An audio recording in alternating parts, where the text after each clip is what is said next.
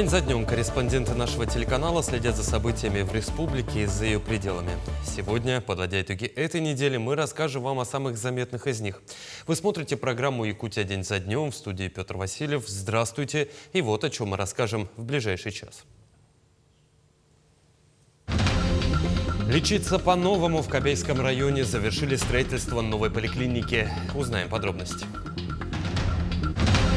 В Якутии введен особый противопожарный режим. В течение месяца в регионе будет действовать комплекс дополнительных профилактических мер. Порядок приема на обучение в высшие учебные заведения меняется. Начиная с этого года среди нововведений увеличение минимального балла ЕГЭ по ряду предметов. Творческие номера, традиционная культура и дегустация национальной кухни. В столице состоялся первый фестиваль мини-краса Иркутска-Якутского почтового тракта.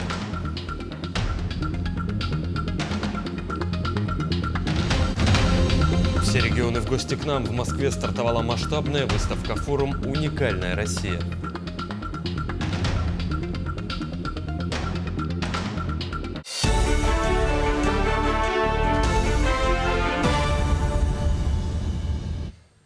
Айсан Николаев подвел итоги работы комиссии Госсовета страны по энергетике за 2025 год и представил план работ на 2026. Ключевая тема – энергоэффективность российской экономики.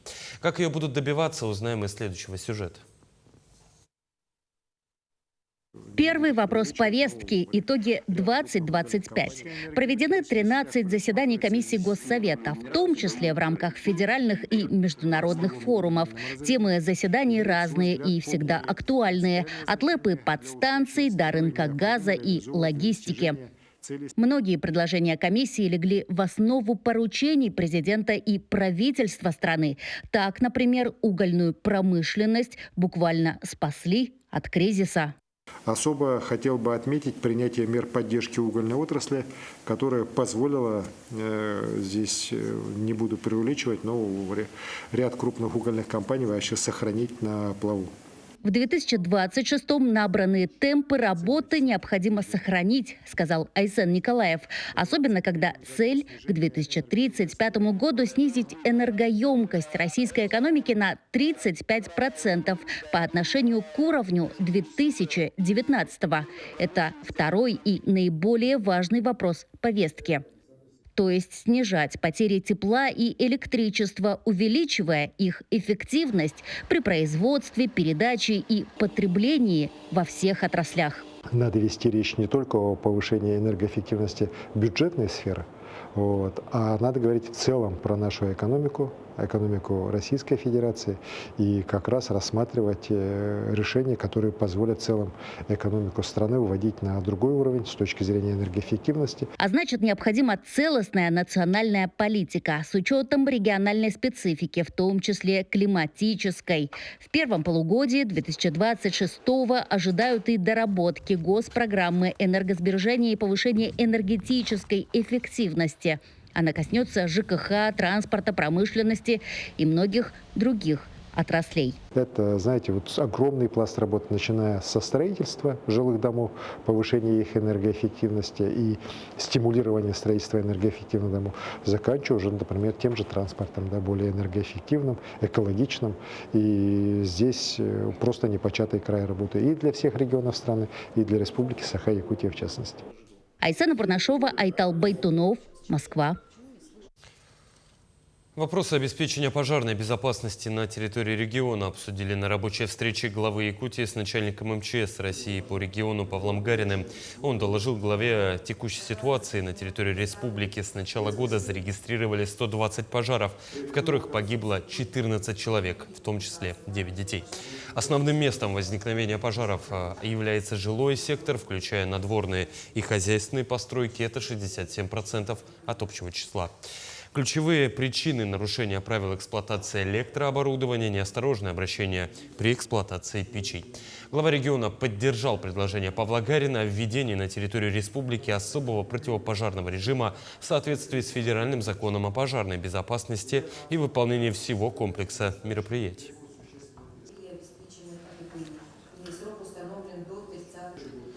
Между тем, силами МЧС Якутии и их подведомствами проводятся усиленные проверки пожарной безопасности в многоквартирных домах и на частных территориях. Подробности далее.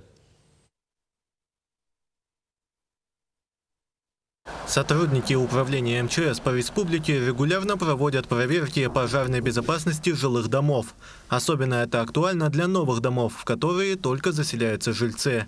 В проверку входят обход этажей, укомплектованность пожарных щитов и шкафов и, самое главное, наличие пожарной сигнализации. Зачастую это нарушения у нас идут с пожарными дверями связаны. Не установлены устройства для самозакрывания, доводчики, также уплотнительные резинки отсутствуют на дверях. Пожарные краны, они не укомплектованы пожарными рукавами и стволами. Пожарная сигнализация зачастую тоже она неисправна у них. Либо отключена, либо неисправна. Вот это вот самые грубые нарушения. На территории Якутии с начала года было зарегистрировано 120 техногенных пожаров, из которых 80 произошло в жилом секторе.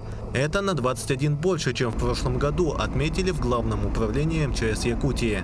Главное управление МЧС России по Республике Саха-Якутия настоятельно рекомендует всем жителям республики установить автономный дымовой пожарный извещатель в жилом помещении. Автономные дымовые пожарные извещатели выделяются среди средств активной защиты от огня, поскольку они могут реагировать на дым на ранней стадии возгорания и способны звуковым сигналом своевременно предупредить жителя об угрозе пожара. Громкость и частота звукоизвещателя способны разбудить даже крепко спящего человека. Трагическое событие произошло в Нюрбинском районе в селе Нюрбачан, где в ночь на 28 января загорелся двухэтажный частный дом.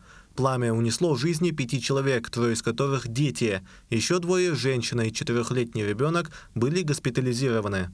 Если взять случай, то, что произошло в городе Якутске 29 декабря, который унес жизнь 3 людей, и из них 2 детей, то неполных, как говорится, месяц у нас произошли пожары, в котором унес жизни 11 детей.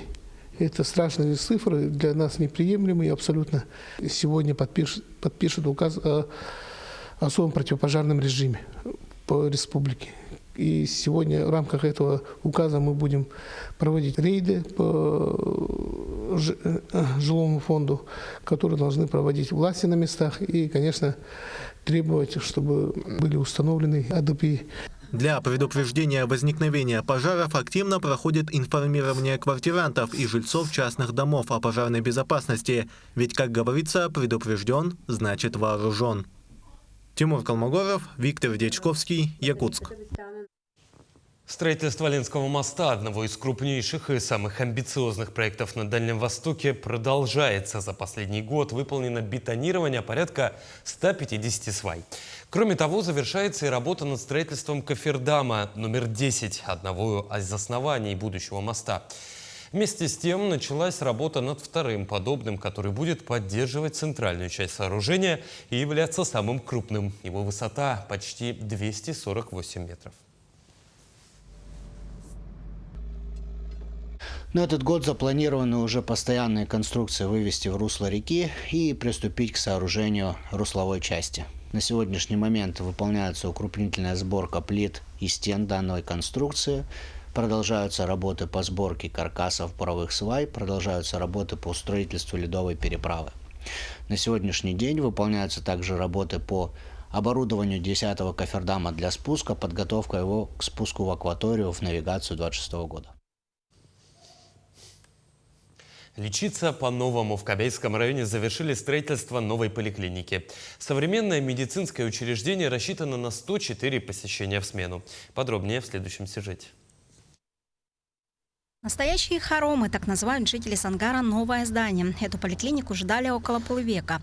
И всего лишь за 1,5 года завершилось строительство первого этапа нового больничного комплекса поликлиники, построенной в рамках национального проекта здравоохранения. Только вот благодаря национальному проекту здоровья, благодаря решениям нашего президента Владимира Владимировича Путина, благодаря народной программе партии «Единая Россия», мы смогли добиться того, что на самом деле в не очень большом поселке, далеком северном поселке нашей республики, появилось такое замечательное здание. Тамару Канторосову в Кобяйском УУСе знают все. Золотые руки хирурга оберегают жизнь сангарчан с 1981 года. Тамара Егоровна признается, что за эти годы были разные условия труда. Мы работали в ужасных, конечно, условиях. Всегда было холодно. В кабинетах было очень холодно. Мы сидели в пальто, в вонтах. Поэтому для нас это казалось каким-то вот таким несбыточной мечтой, что мы когда-то будем работать в таких условиях, где тепло, светло. И наконец-то это сбылось. Просторные кабинеты, удобная гардеробная и даже свет стен. Все поднимает настроение, отмечают сангарчане. Раньше врачи ютились на холодных, старых, маленьких комнатках по 5 разным зданиям. Туда даже ходить не хотелось, делятся мнением пациенты. Все очень довольны, и это очень хорошее, я считаю, событие для Сангара.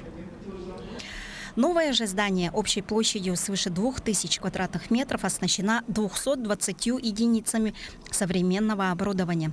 В распоряжении врачей 2 этажа. На первом этаже работает детское отделение и рентген-кабинеты. На втором этаже расположились взрослое отделение и диагностический центр. Сейчас в поликлинике трудятся более 10 врачей. На сегодняшний день у нас осенью пришла молодой специалист, врач-стоматолог. 2 года работает врач-терапевт по программе «Земский доктор». Почти 3 года работает врач-гинеколог по программе «Земский доктор». То есть вот эта программа очень помогает особенно труднодоступным таким районным больницам. Я родилась в Сангаре, училась здесь в школе, а в 2011 году я поступила в Иркутский государственный медицинский университет. Там я закончила и приехала сюда с 2017 года работать участковым терапевтом. Я проработала 6 лет, не считая декретов, конечно. После я ушла в ординатуру, и с ВФУ я отучилась на врача-рентгенолога. У меня здесь родители, у меня здесь муж, дети. Мы строим дом, в общем, все отлично. В новой поликлинике в данное время не хватает офтальмолога, но и этот вопрос вполне решаемый. Я думаю, что здесь можно найти человека, который из местных желает пройти повышение квалификации, обучиться в медицинском институте и стать офтальмологом. Мы в этом плане открыты, у нас есть соответствующий учебный центр «Кругозор». Что касается медоборудования, здесь очень хорошая медицинская сестра Людмила Викторовна, и она проходила у нас как раз повышение квалификации, и она готова дальше продолжать работать с медицинскими специалистами, оборудование для этого позволяет. С 2020 года район заключил соглашение с Якутским медицинским колледжем. На базе Сангарского лицея специальность медицинских сестер получили 24 человека. Многие из них уже работают в новой поликлинике. Также вчера было тоже решение, возобновляем мы свое отделение. Значит, 17 медсестер подготовка нынче набираем и 17 фельдшеров нового состава. Второй этап, а это строительство больничного комплекса, рассчитанный на 45 коек, начнется скоро. Завершение строительства объектов медицины станет важным шагом в развитии районного здравоохранения. Александра Хлопкова, Иван Саракомов, Семен Амосов, Сангар.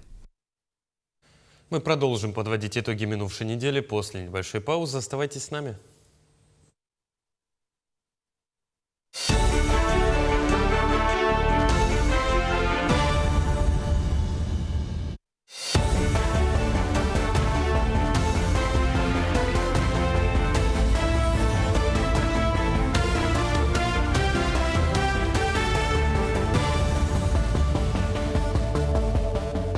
Вы смотрите программу «Якутия. День за днем». Мы продолжаем. Начало сезона перевозки жизнеобеспечивающих грузов обсудили в столице в рамках межведомственной комиссии. Согласно плану, объем поставок в этом году составляет 613 400 тонн. Из них 191 200 планируется отправить в арктические районы. На сегодняшний день реализовано уже больше 92 тысяч тонн. На линии грузоперевозок находится порядка 239 единиц техники. В связи с началом логистического сезона их количество будет увеличиваться. По-прежнему актуальным вопросом остается финансирование предприятий, дорожных служб и перевозчиков.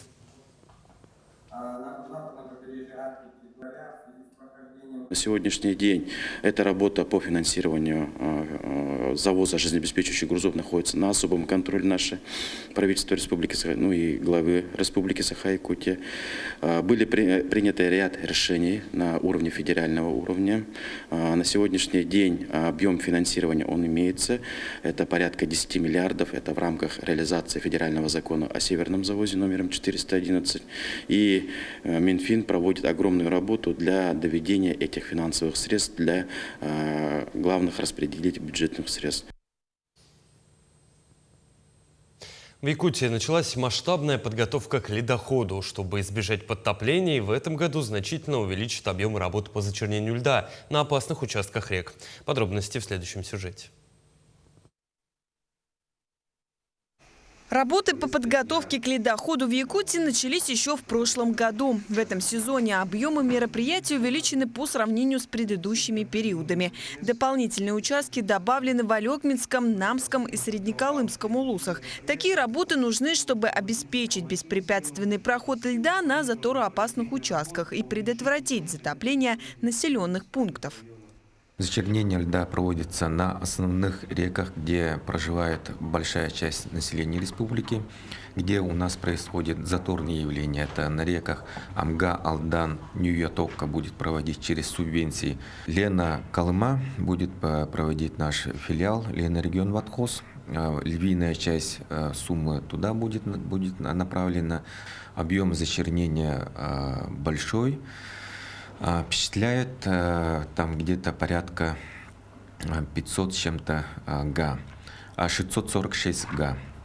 Зачернение, распиловка будет проводиться здесь рядом с городом Якутском на территории Намского улуса. Ежегодно работы ведутся в 8 районах республики, включая бассейн Колымы. После паводков 2023 и 2024 годов в Намском и Нюрбинском районах было выделено дополнительное финансирование, благодаря чему площадь зачернения льда увеличена. В этом году у нас новый водный объект появился. Это река Вилюй, остров Сата-Арыта, который находится в Нюрбинском районе. Такой тоже затороопасный участок.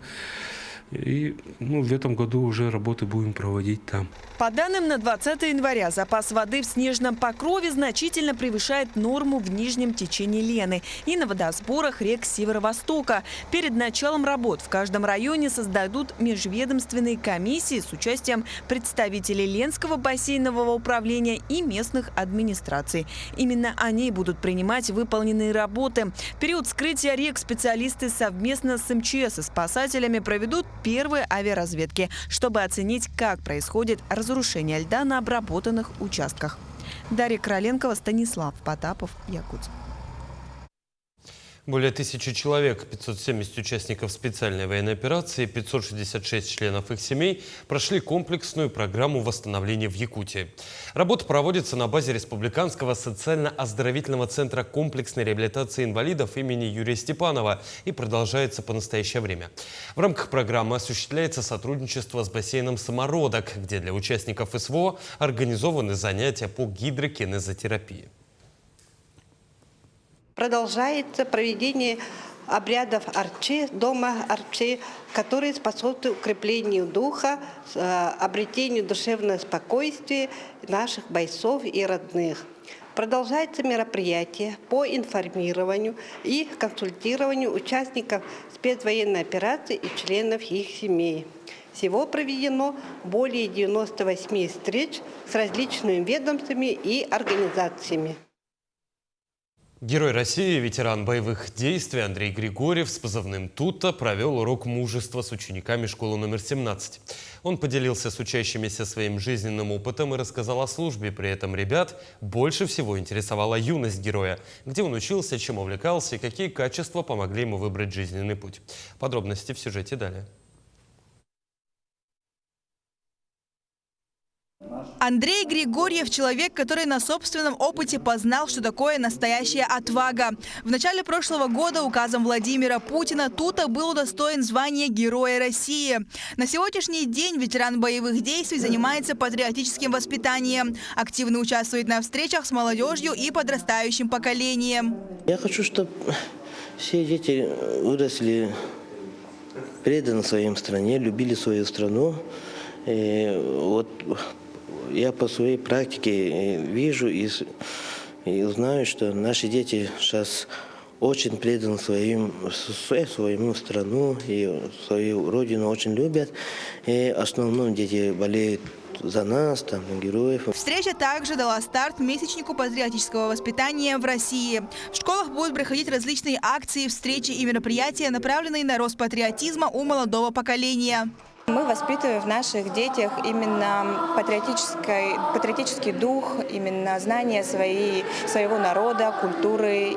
Воспитываем более осознанную молодежь, уважающую свои традиции и народ. Сами же дети признаются, что герои, с которыми у них проводятся встречи и лекции, являются для них примером. Сегодня прошла очень интересная встреча. Сегодня мы встретили Героя России. Я Героя России встретил первый раз. Герои России дает нам пример храбрости, стойкости и мужества. Подобные мероприятия поднимают чувство ответственности и патриотизма у молодого поколения. Благодаря им дети понимают, что такое любить и дорожить своей родиной. Лилия Бурцева, Екатерина Амосова, Нюргун Старостин, Якутск. В Ленске стартует второй этап фотопроекта «Семья героя». Он вновь объединит семьи участников специальной военной операции. Это больше, чем просто снимки, это память, которую хранят семьи защитников и признание в любви тем, кто сегодня стоит на страже Родины. В прошлом году через объектив проекта прошли 28 семей участников, ветеранов и павших воинов. В этот раз в проекте примут участие еще 20. Ранее созданные фотоработы уже были представлены на выставке в историко-краеведческом музее, неоднократно выставлялись на различных патриотических мероприятиях, а также опубликованы в социальных сетях.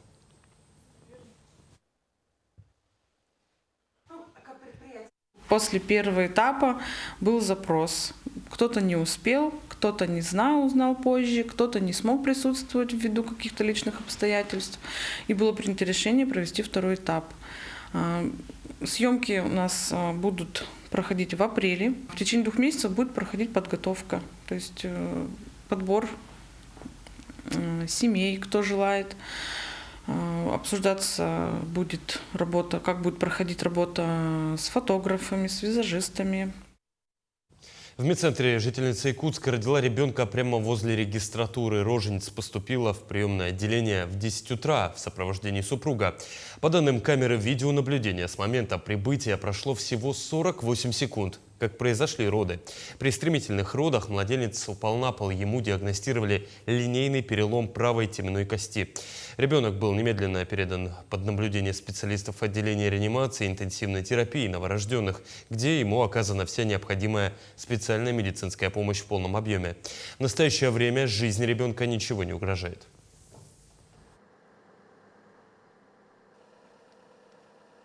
Со слов женщины, родовая деятельность у нее началась с 7 утра. Женщина с супругом развозили детей в школу, детский сад, потом приехали домой и, убедившись, что у нее родовая деятельность усиливается, на личном транспорте в сопровождении супруга она переступила вход перинатального центра, и через 48 секунд у нее произошли быстрые стремительные роды.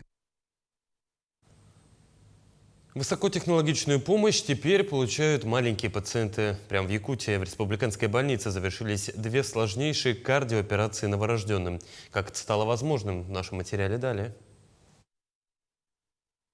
В республиканской больнице номер 1 Национальном центре медицины Якутии успешно провели сложнейшие операции на сердце. Пациентам всего 4 и 5 месяцев. Диагноз – тяжелый врожденный порок тетрадофало. Для проведения ювелирной работы в Якутск специально прилетел главный детский сердечно-сосудистый хирург Сибирского федерального округа Павел Теплов. Для него такие визиты уже становятся доброй традицией. Я у вас не в первый раз, я у вас уже был. И в прошлый раз мы спокойно сделали 2 операции, то есть без каких-либо осложнений. В принципе, да, все соответствует тому, чтобы эти операции выполнять и делать. Методика, скажем так, она классическая тетрадофало, но маленечко модернизирована под современные реалии. То есть мы стараемся не сильно вмешиваться в одном тракте правого желудочка, скажем, более щадяще оставлять массу миокарда для того, чтобы сердце работало. Но в обоих случаях мы уже посмотрели посмотрели эхо, шанс на выполнение радикальной коррекции очень-очень высокий. Такие мастер-классы от федеральных экспертов – это не просто операции, а школа высшего пилотажа для местных специалистов. Например, заведующему отделению Николаю Павлову нужно было под руководством эксперта самостоятельно провести такое же вмешательство. Как подтверждает Теплов, который привез с собой и своего анестезиолога, результат всегда зависит от всей команды. С этим абсолютно согласен и якутский хирург. У нас командная работа, и здесь результат зависит от слаженной работы всей команды. Это не только оперирующий хирург, здесь играет роль и ассистента, и анестезиолога, врача-перфузиолога, также непосредственно послеоперационный уход пациентов. Эта вся слаженная работа приводит к результатам. Диагноз тетрадофало подразумевает 4 компонента внутри сердца, которые нарушились. И эти все компоненты мы должны коррегировать, чтобы ребенок был здоров. Развитие кардиохирургии в Якутии – стратегическая задача. Руководство больницы делает ставку на обучение у лучших и внедрение передовых методов. У нас отделение функционирует как самостоятельное профильное отделение кардиохирургии. Специалисты владеют, но у нас сейчас технологии не стоят на одном месте. И как раз вот мы всегда практикуем, учимся у лучших и внедряем самое лучшее у нас для того, чтобы наши пациенты, не выезжая, получили высокотехнологичную медицинскую помощь в стенах нашего Национального центра медицины. На сегодняшний день около 80 детей в год получают подобную высокотехнологичную помощь. Всего же на диспансерном учете с врожденными пороками сердца состоят 2500 юных якутян. Развитие этого направления ведется в рамках стратегического указа главы Якутии по развитию здравоохранения до 2030 года. А значит, у самых маленьких жителей республики, нуждающихся в помощи, становится все больше шансов на здоровое будущее. Дарья Короленкова, Артумен Наговицын, Якутск. Мы продолжим подводить итоги минувшей недели после небольшой паузы. Оставайтесь с нами.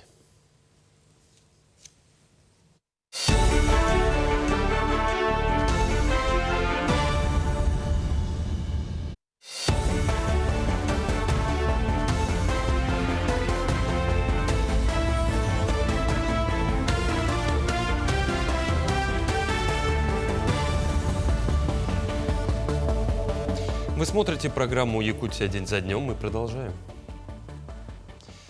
Переселение из ветхого жилья, реализация ремонтных программ, отсутствие единой кассы коммунальных платежей и измененное расписание автобуса. Эти вопросы, в числе прочих, были рассмотрены в ходе отчета представителей органов местного самоуправления перед жителями поселка Ленинский.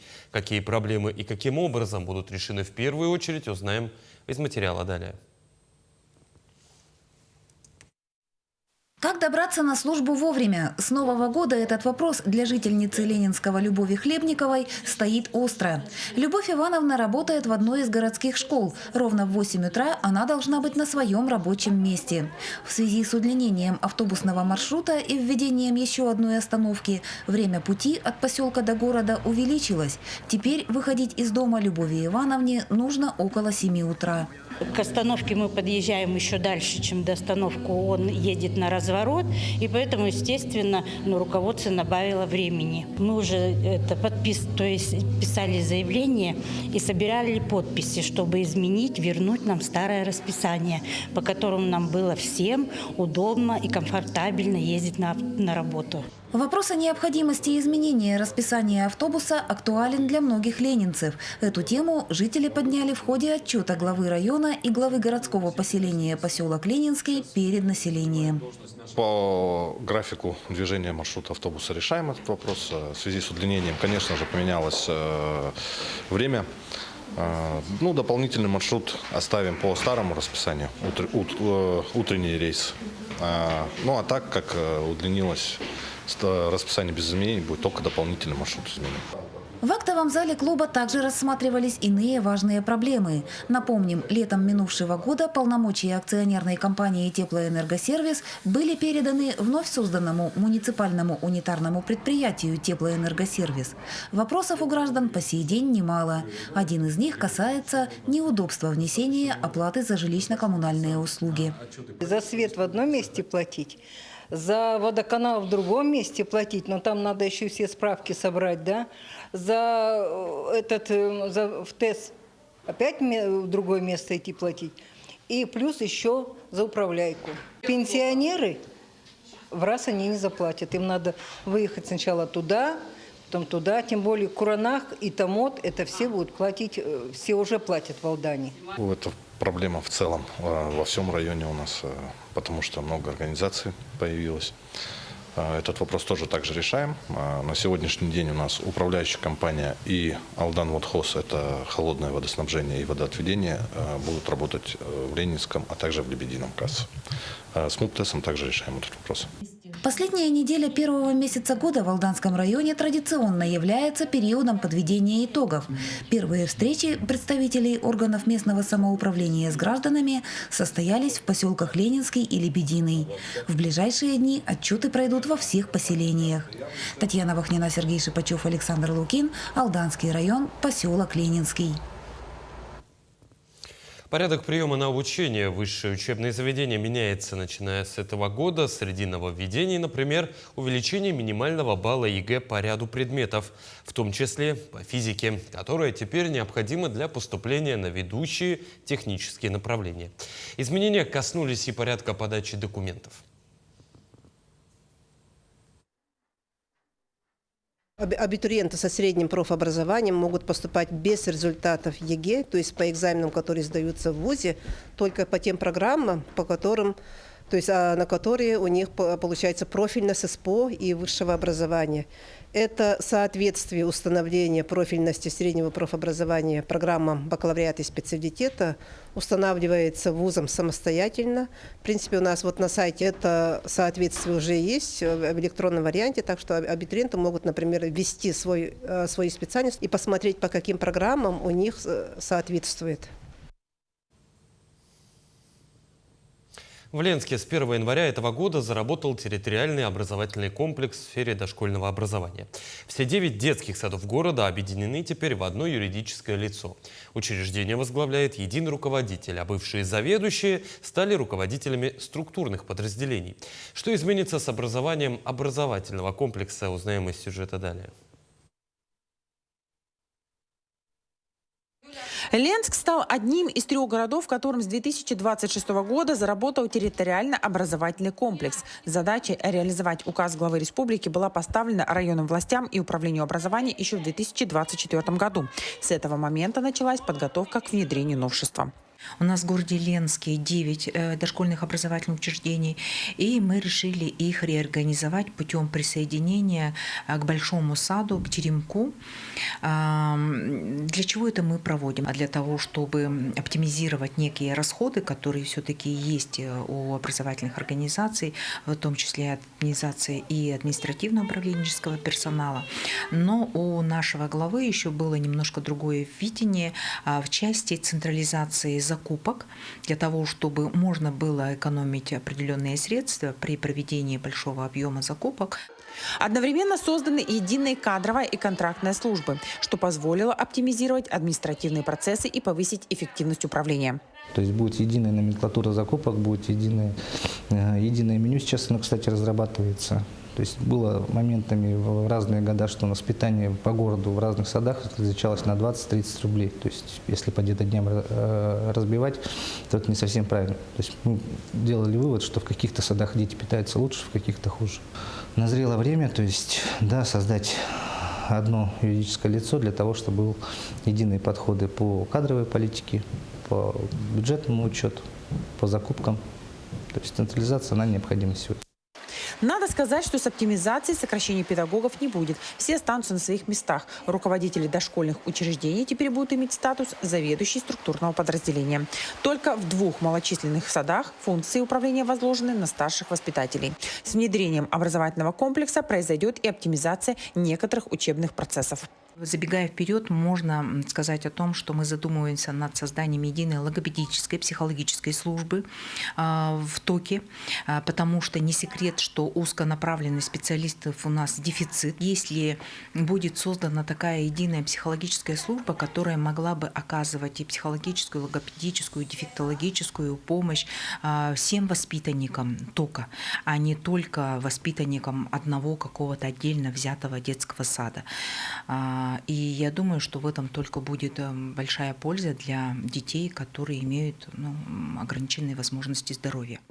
Напомним, много лет назад в нескольких наследках Ленского района уже была произведена оптимизация. Детские сады были объединены со школами. Опыт есть, и он весьма удачный, поэтому и на создание территориально-образовательного комплекса возлагаются большие надежды и ожидания. Светлана Балеева, Виталий Андреев, Ленск. В Якутии стартовал региональный этап всероссийского чемпионата профмастерства профессионала, одного из самых масштабных карьерных проектов для студентов и молодых специалистов. В общей сложности в нем участвуют свыше 800 студентов и школьников со всей республики.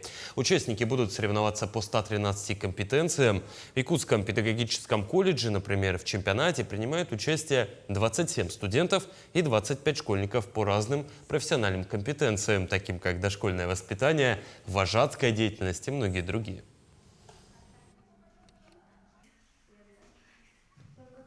Я ожидаю показать хорошие результаты. Подготовка заняла около 1 месяца. В целом все хорошо. Хотелось бы выиграть и попасть уже на отборочные на Россию. Интенсивная подготовка у нас началась примерно неделю назад.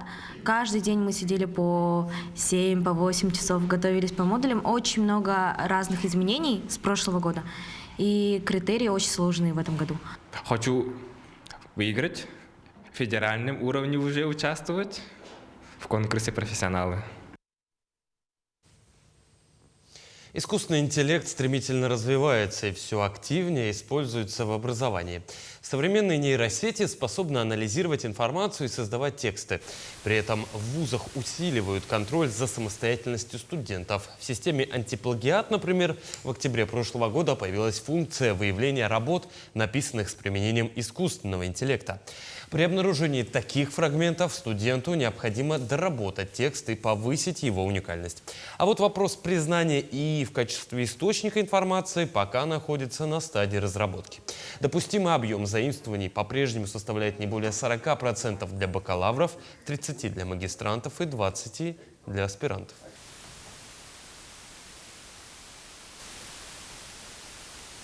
Появился первый полноценный инструмент для оценки использования искусственного интеллекта в студенческих работах. Эта технология показывает то, как студенты используют искусственный интеллект в своих работах,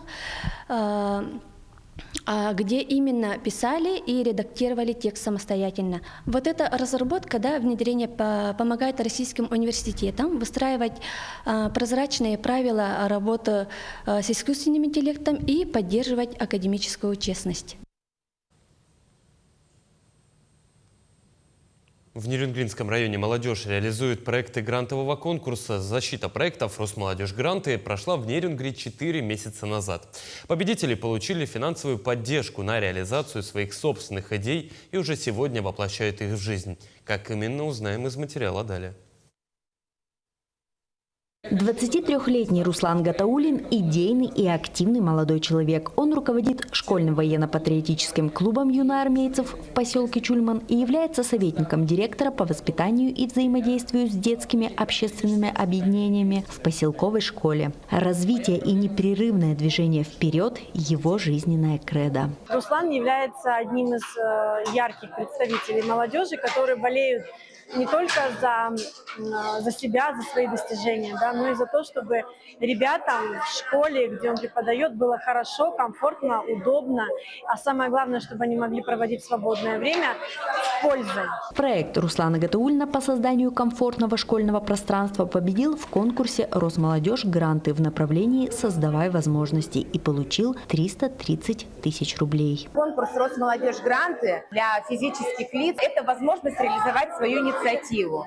И вот именно вот в этом формате Руслан, как молодой педагог, который не безразличен к организации культурного, интересного досуга для своих учеников, создал как раз вот в имеющихся условиях классную историю про вот создание этого досуга. Сегодня в школе номер 7 поселка Чульман открылся молодежный островок «Атмосфера». Это коворкинг-пространство, где школьники будут с пользой проводить досуг и внеурочное время. Я хотел достичь, наверное, чтобы ребята комплексно воспитывались. То есть мы говорим, конечно, про школу, что на учебных предметах они воспитываются умственно, но я хотел бы в умственное воспитание добавить еще патриотическое и творческое, потому что ребенок должен быть всесторонне развит и всесторонне готов к взрослой жизни, потому что школа для меня – это подготовка к нашему будущему. И какие здесь мы аспекты возьмем, так мы и полетим в наше будущее. В рамках проекта в этом году запланированы более 10 масштабных мероприятий, в которых будет принимать участие порядка 180 ребят. Игры как футбол, аэрохоккей.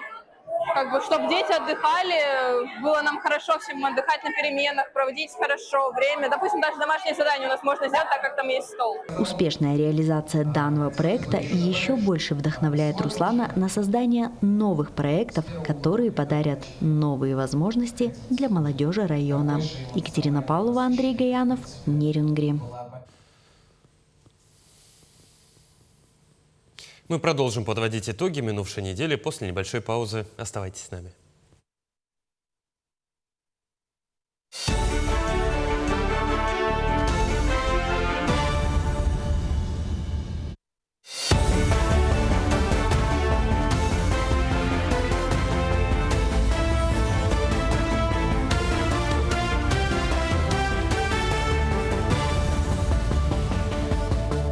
Вы смотрите программу «Якутия. День за днем». Мы продолжаем.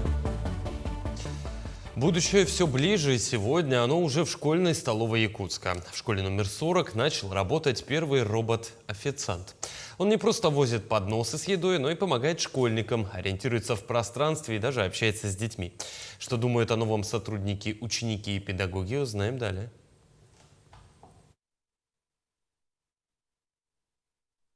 Он не опаздывает, не проливает суп и никогда не забывает маршрут. В школьной столовой Якутска новый сотрудник. Робот-официант Беллабот уверенно движется между столами, везет подносы и аккуратно объезжает учеников.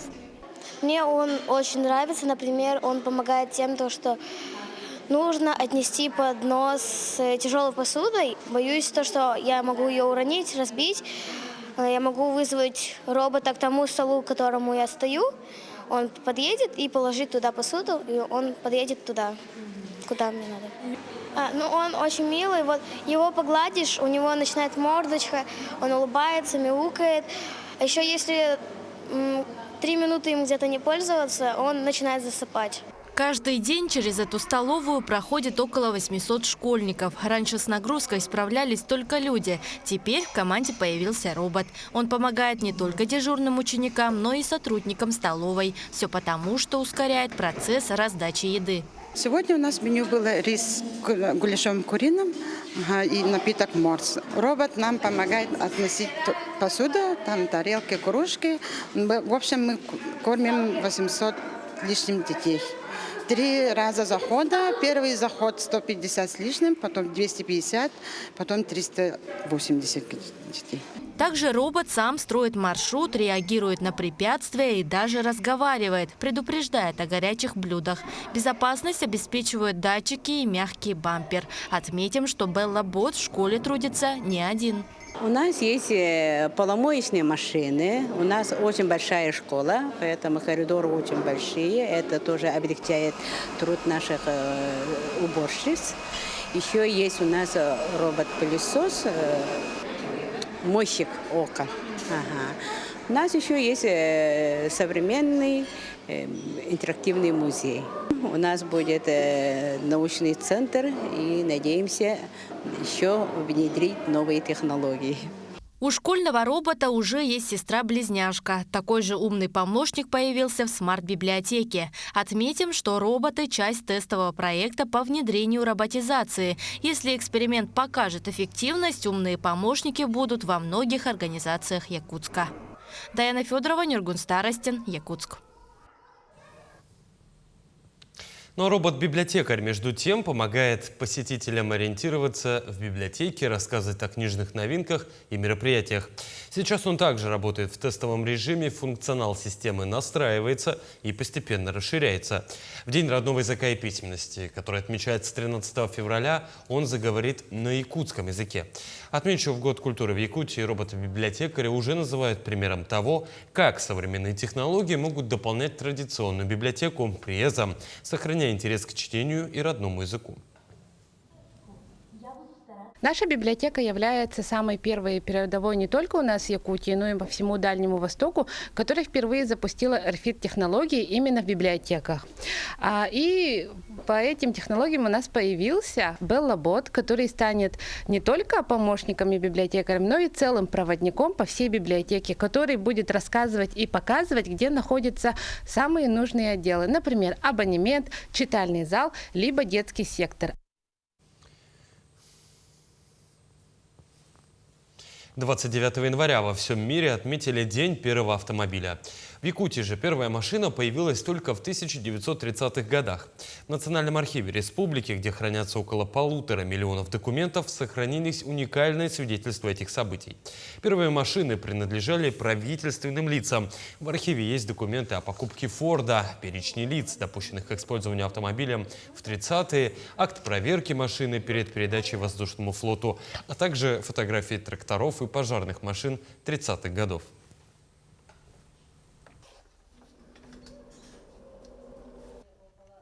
Общеизвестно, что именно летом 1930 года был приобретен этот Форд А для Якутии, но при этом есть некие сведения о том, что был автомобиль и до этого.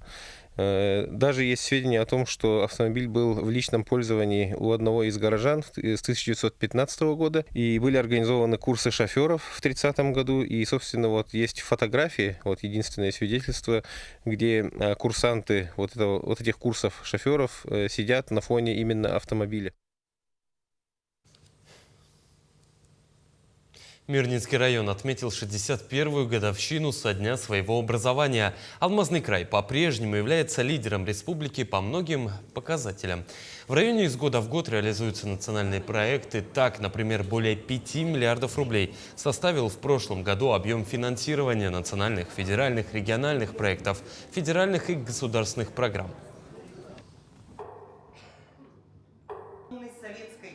В прошлом году, в декабре месяце, мы газифицировали город Удачный.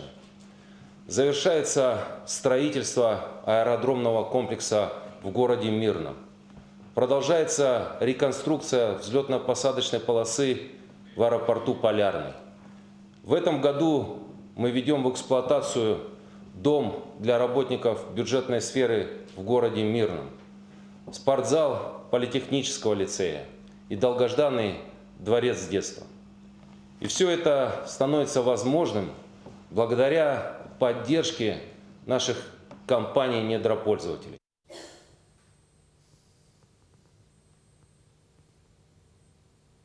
Творческие номера, традиционная культура и дегустация национальной кухни. В столице республики прошел первый межнациональный фестиваль «Мини-краса Иркутска» Якутского почтового тракта. В конкурсе приняло участие 7 юных представительниц 6 почтовых станций исторического тракта. Об истории ямщиков и талантах их потомков узнаем в сюжете далее. Ямщики – это этнокультурная группа, обеспечивающая непрерывную почтовую связь на отдельных участках. На территории нашей республики одним из первых ямов стала Уаханская станция, которая была основана в 1743 году. Одним из потомков рода Прикузовых, в свое время заведующих этим станом, является Анастасия Петрова. На межнациональный фестиваль она пришла поддержать свою племянницу Машу, участницу мини-красы. Отрадно видеть, что молодое поколение так умеет и в целом перенимает и увековечивает нашу память именно связанную с фольклором, историей, традицией, культурой, быт, чтобы потом вот все эти наши внуки и дети могли перенять и передавать это из поколения в поколение. Мини-краса Иркутска и Якутского почтового тракта объединила собой 7 юных представительниц 6 почтовых станций исторического пути. Они проявили свои таланты в разных направлениях, от творчества до кулинарии. Елизавета Данилова, потомок ямщиков Титаринской почтовой станции, исполнила вместе со своей бабушкой песню о своих предков, вроде Сухаревых и Федоровых, с использованием интересного инструмента – трещотки. Ну, это называется у нас трещотки. Вот так вот они звучат. Да, это используется, конечно, во время веселых песен, чтобы создать ритм, чтобы завести народ. Вот эти трещотки, они очень популярны, прямо скажем, у нас. Эксперты оценивали конкурсанток в нескольких этапах – визитки и представление своего таланта, в том числе и кулинарии. Однако главной целью является знакомство подрастающего поколения с историей своего народа. Наша задача последние годы все-таки к нашему ямщицкому движению пришли молодежь, пришли дети, чтобы они еще глубже начали узнавать свою историю своих предков. Ведь это уже в 11-12 поколении потомки государевых ямщиков.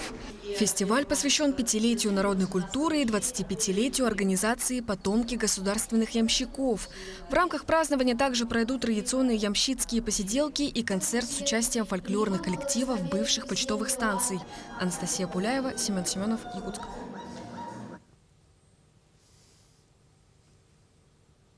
Все регионы в гости к нам. В Москве стартовала масштабная выставка «Форум «Уникальная Россия». Она собрала сотни мастеров со всей страны, которые привезли свои неповторимые костюмы, украшения, декоры, даже мебель. Якутию представляет мастерица из Намского района.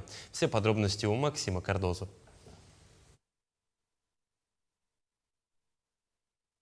Живопись, керамика, резьба по дереву, произведения из меха и металла. Гостиный двор в Москве превратился в настоящий волшебный мир традиционного искусства. Работы более 4000 участников будут представлены на выставке в этом году. На сегодня «Уникальная Россия» – это лучшая выставка по традиционным искусствам. Альбина, Луиза и Филиппова – наши представители в Якутии. Это очень хорошие организаторы. И у нас многие художники из Якутии выставляются впервые. В этом тоже уникальность. Мы здесь участвуем первый раз. Такой уникальной, такой большой выставке. Очень приятно увидеть работы разных мастеров, поэтому нам привлекает вот это все. Много всего хорошего имеется не только вот у нас вот в Якутии, да, но и во всей России. Якутию на выставке представляют мастерицы из хамагатинского наследия. Местные жительницы объединились в творческий союз и привезли в Москву лучшие работы. Панно называется «Березам снится лето». То есть мы здесь изобразили как бы зиму, да, и березы спят. Мы здесь использовали технику кантирования, кабутактактики, использовали бисер и вышивку. Ага. Нам, по нашему эскизу тут объединяет всю Россию наша береза. Если береза растет около дома, то это называется семейная берегиня. Также намские мастерицы привезли женские украшения, меховые изделия, но многих посетителей удивила традиционная якутская посуда, сделанная из конского волоса. Этот чуран сделала на основе старинной фотографии, но все мои чураны вот так и сделаны. Сложность изготовления данного чурана составляет в том, что каждый ряд как бы составляет узор. И надо вот соблюсти угол. Смотрю, да, вот фотография стоит и чуран мой, чтобы сходство было. Несколько раз распускаю, потом повторяю. Это делается много-много раз. Выставка рассчитана до 8 февраля, но за это время вся экспозиция сменится дважды. Из Якутии на форуме свои работы должны показать еще мастерицы из Оленёкского и Верхневилюйского улусов. Максим Кардозу, Айтал Байтунов, Москва. Такой была минувшая неделя глазами наших корреспондентов. Ну а я с вами прощаюсь. До встречи.